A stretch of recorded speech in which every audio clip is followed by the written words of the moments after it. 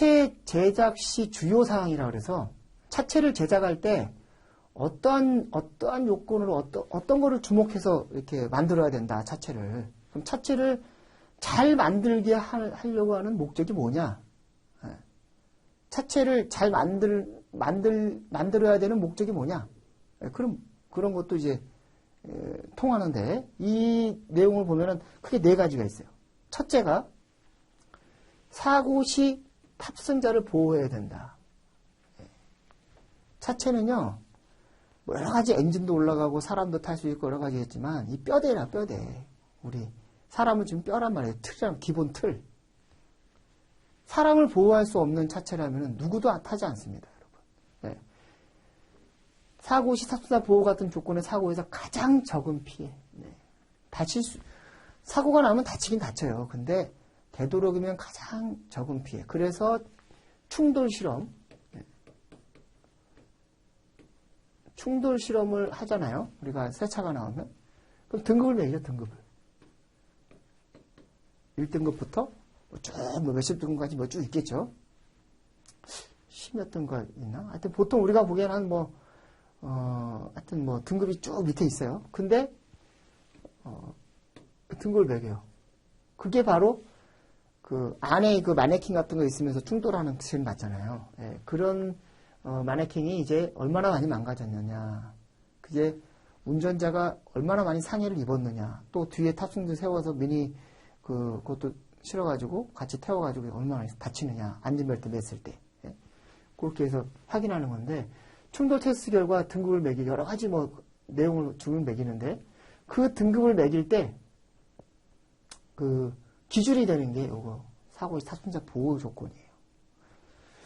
우리 어떤 차라고 화물차 있잖아요. 화물차 1톤 같은 화물차, 우리나라 1톤 화물차 등급이 없어요. 왜요? 사람 보호가 안 돼. 이렇게 돼 있잖아요. 사람이 타고 있어. 이렇게 타고 있어요. 근데 사람이 이렇게 충격을 받았어요. 누군가에. 여기 받았어. 어떤 충격이 막 가해졌어. 여기 충격이 가해졌어. 그럼 그대로 밀고 들어옵니다. 그대로 상해를 입는 거예요. 앞에 보닛이 후드가 없는 차는 화물차, 이런 조그만 소형차, 특히 소형차가 1톤 화물차 같은 경우는 사고 나면 굉장히 위험한 겁니다. 그래서 굉장히 조심해서 몰아야 되는 거죠. 화물차 운전하시는 분들은 사실은 생명을 담보로 운전하는 거나 다름없다. 그러니까 좀 혹시 화물차 쓰는 경우가 있으면 잘해드리세요. 고생하시니까, 그죠? 예. 그 등급이 없습니다. 이게 바로 충돌 실험 해봐야 사람 보호가 전혀 안 되니까 그런 겁니다. 다음에 차체 형상을 보존한다. 차체가 부착되는 각종 부품을 적합하게 부착하고, 예, 자동차의 기능과 역할을 할 수 있게끔 보존해야 됩니다. 그게 차체 형상의 보존이에요. 예를 들어서 차체를 만들어 놨는데 외부에 패널들을 싹 붙이잖아요. 휀더도 붙이고 루프도 붙이고 패널들을 붙이는데 차체가 이상해. 차체가 부실해. 그러면 뼈대가 막 가다가 운전하다가 날아가고 문짝 날아가 있고 어디 휀다가 날아가 있고 그럼 완전히 분해되는 거죠. 상상을 해보세요. 그러면 안 된다는 얘기죠. 차체 형상을 보존할 수 있는 기능이 제대로 돼 있어야 된다. 다음에 진동 소음에 대해서 강해야 됩니다. 진동 소음. 노면 충격에 대해서 충격 흡수를 해야 됩니다. 이게 충격 흡수도 차체가 해야 되는데 그런 충격 흡수를 잘 못해서 운행이 어려울 정도로 하면 안 된다는 얘기죠. 그래서 이제 트럭 같은 경우도 우리 이런 트럭을 예를 들었지만 트럭 같은 경우도 뭐가 있습니까, 여러분? 노면 충격을 좀 완화시키기 위해서 이제 판스프링이 이제 들어가는 거죠. 우리는 이제 쇼바 이제 스트럿 어셈블리라고 이제 표현을 하거든요. 예, 셰시 시간에 할게요. 근데 이제 쇼바라고 보통 쇼바라고 하잖아요. 충격 흡수 스프링 쇼바. 그런 걸로 이제 노면 충격을 좀 이렇게 진동 소음 이런 것들을 좀 잡아주려고 하는 거죠. 그 다음 자동차 생애주기. 차를 사람으로 치면 차가 살아있는 동안 제작이 돼서 해체 재활용 업체로 가는 해체가 되는 그 순간까지를 생애 주기라고 합니다. 생애 주기 이상으로 차체 수명이 유지돼야 된다.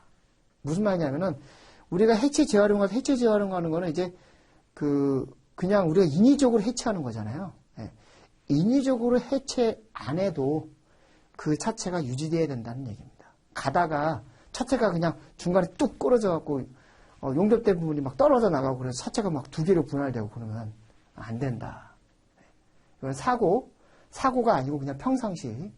사고 나면 이제 그냥 부서지고 이제 분해되니까. 근데 사고가 아닌 그냥 평상시 다녔을 때 수명이 다 돼서 교환되는 일은 없어야 된다.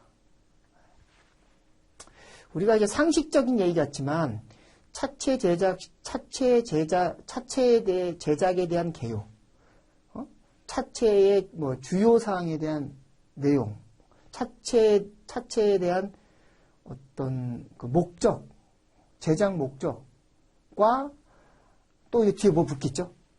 제작 공정, 아니면 차체가 차체 보수에 대한 보수 공정, 차체 공정, 아니면 여러 가지가 또 도장하고 같이 연결돼서 나올 수도 있는 거죠. 그렇게 연결돼서 나오는 한 꼭지를 이렇게 얘기할 수 있는 아주 통상적인 내용이지만 여러분들이 반드시 정리해둘 필요가 있는 내용입니다.